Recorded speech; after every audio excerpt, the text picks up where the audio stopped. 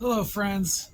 Um, it's Halloween that I'm recording this introduction, but the rest of this garden tour was recorded like a week or two ago.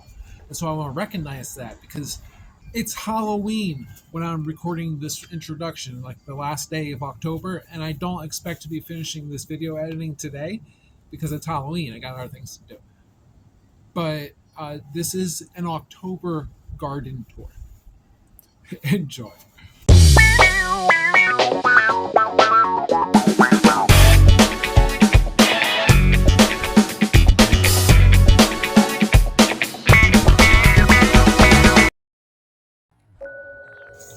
We're going to start things off with this king chard. It's a Swiss chard that we planted out by the mailbox.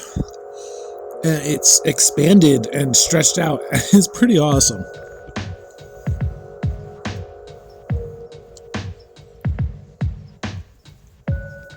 Walking the sidewalk, we get all of these lovely signs of life creeping out from amongst the mess here. I like it because it's a reminder that there's life. There's so much just rock and brick and lack of life throughout much of any small city.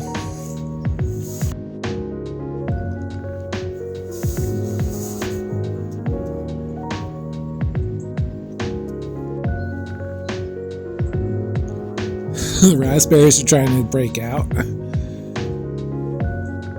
And this is what people see when they're walking past our property. And I'm happy with that. I'm happy with the forest kind of being here for a little bit. Out by the road, you got the hawthorn. Hawthorn has been turning all sorts of fun colors for a while now. Look at those beautiful thorns on the hawthorn. And down below, the hosta have died out, shriveled up. The tall grass is intermingled with the clover. The clover is still blossoming, giving good color. Clover and calendula, the long leaves of the irises, and those big colt's foot leaves. They're hard to miss. And then our eastern redbud. This eastern redbud tree is a good healthy, 10, 12 feet at least,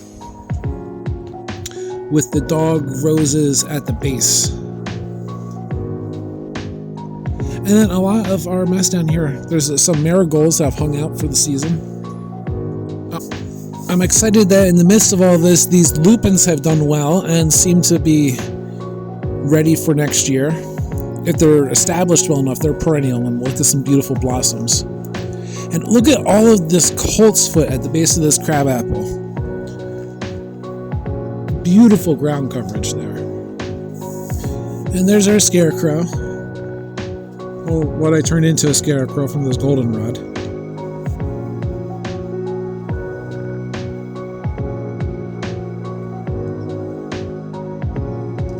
And more dog rose.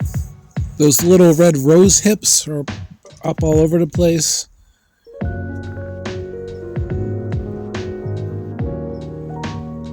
This container over here was the house to our hibiscus plant out by the road. And then later in the season, the nasturtium took over. And these nasturtium, I love the nasturtium leaves, I love the nasturtium flowers. They offer so much cool texture to the whole arrangement. This is just beautiful color. It's the reasons why I like being able to present to the neighborhood. We've got kale that has taken over the landscape here. We've got this beautiful little planter where the geraniums are starting to flower for some reason, now that we've had a couple frosts. And another scarecrow. Into the yard, the nasturtium. This is the nasturtium variety I love the most, the cream to red. And there's some old asters and this lemon balm. Our lemon balm patch, I harvested the middle where you can see where it's grown back nicely. In the back there where that powdery mildew was, that's a bee balm. over here is our sea kale. Now this sea kale, I've had to put this fence around it because the dog keeps crushing it. It's impressive. I believe this is our 3rd year with that sea kale growing as well as it is. And I mean, like, look at what has happened to the fairy garden there too. Down here in the deep dark, these are black radishes, Spanish black radishes, and some weeds amongst them. Let's see if we can pull something up here. That little root there, that's technically part of a Spanish black radish, but it's more like I'm thinning them out. Out here, this is the remnants of our raspberries, and we will see after I do a mild pruning how they're going to grow back next year. And this container over here where the raspberries are trying to get to, this is all Jerusalem artichoke stalks. They did very poorly after getting hit with spotted lanternflies. There's our wizard overlooking his little patch of destruction.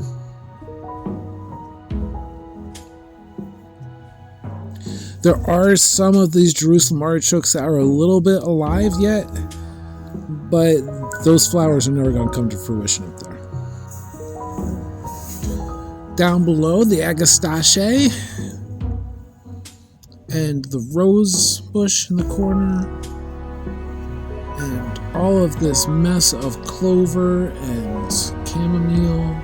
This is hyssop, this tall stalks on the right, and our little medicine circle with the kale growing in the middle. Behind that kale, there's a little citrus tree. We'll see if that survives the winter. I'm going to give it a chance. Here's some like really cool dead zinnias that did their thing, grew their lives, and gone off to seed. These grapevines have been sheltering most of the spotted lanternflies. But down below them, we have some containers and some space here that can probably be better utilized next year. Here's some kale that grew up amongst the peppers. Some oregano there against the fence. Over here, these are the chili peppers that were grown in the container. There's a pig and our chives. Our chives definitely will be growing back again next year. And all these cuckoo melons that have drops all over the place throughout the mix here. Maybe some of them will grow up again next year from just burying them and letting them be. I have to learn to identify them. There are just so many cuckoo melons that we did not pick and are all over the place. I hope some of them grow and this wasn't just all like wasted cuckoo melons.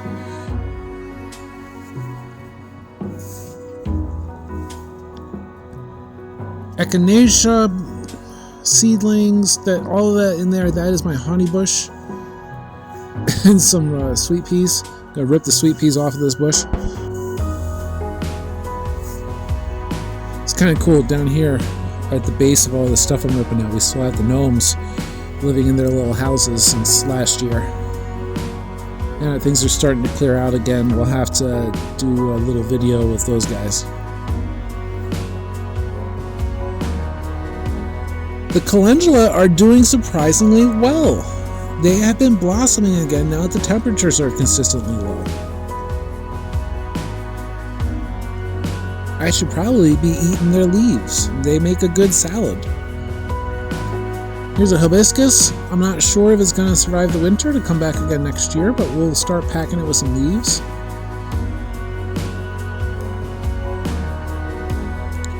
And this area over here, something has come through and trampled and broken most of the branches. I suspect it was our dog, because this is an area that he has liked to go in that I need to actually build the fence up to reinforce to those points. And then it's going to be a terrible place to have a garden. Here are some beans that we never picked. And like I said before, up here in the grapevines is where much of the spotted lanternflies have been hiding. Places where you can't reach them or get to them to smack them and stomp on them. And here's a carrot patch. Carrots are doing good, I guess. They were the first thing we planted this year, and not all of them are ready to pick. Not enough sunlight, I don't think. Here's the other honeyberry bush with the other raspberries kind of trying to reach over them. Some okra that are gone. Some more carrots in the little container. The okra kind of looks spooky. I mean, it's Halloween. Spooky okra is kind of cool. And look at all that fruit on one stalk. That mess of morning glory and mugwort is all choked out and dying and ugly looking, and I need to get out and take care of that because it's hanging over the neighbor's property. But the Christmas tree's doing good. The sweet potatoes are dead, but there's probably sweet potatoes I can harvest in there. And our Rose of Sharon seedlings and our Rose of Sharon oasis area is doing mighty good. We even got that Sergeant Crabapple tree growing up mighty good there.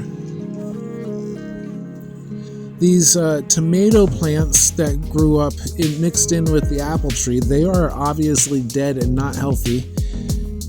But some of these tomatoes are still, a couple of them are still good enough to eat. Not that one.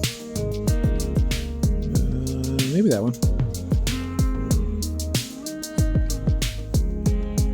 Look at those sunflowers. They never really got flowers, but they're tall.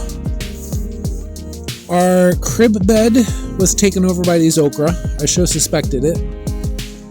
Seems like this generation of seeds is a little bit bigger. I am not complaining. It's right outside the kitchen door, so I come out here and pick my lunch quite often from these guys. And the curlier leafed ones, they survive the cold better. But some kind of bug has been eating them.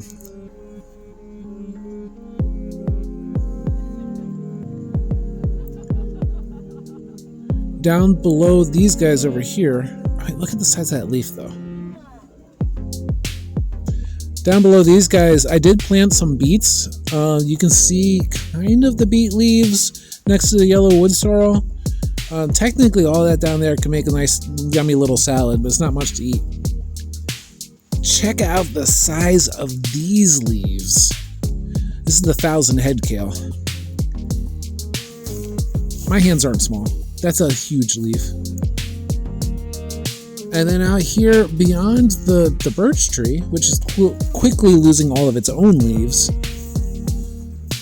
at the base of the birch tree, we had some asters that grew through. But there's like some violets and little things growing there. Morning glories that weeded through. And then over here we just had the big kale patch. Just so much kale growing densely into this little forest of kale here. And I think it might be protected enough that it's going to sustain itself there. It's just, I love the kalescape.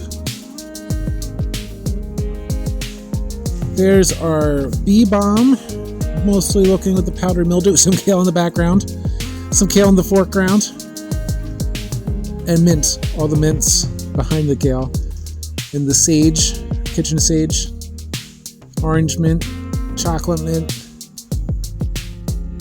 bee balm is technically a mint, and look at this cool guy. Hope you enjoyed the garden tour. Thanks for coming along. Make sure you like and subscribe and do all the fun things. And, God bless your garden. Peace out, fish trout.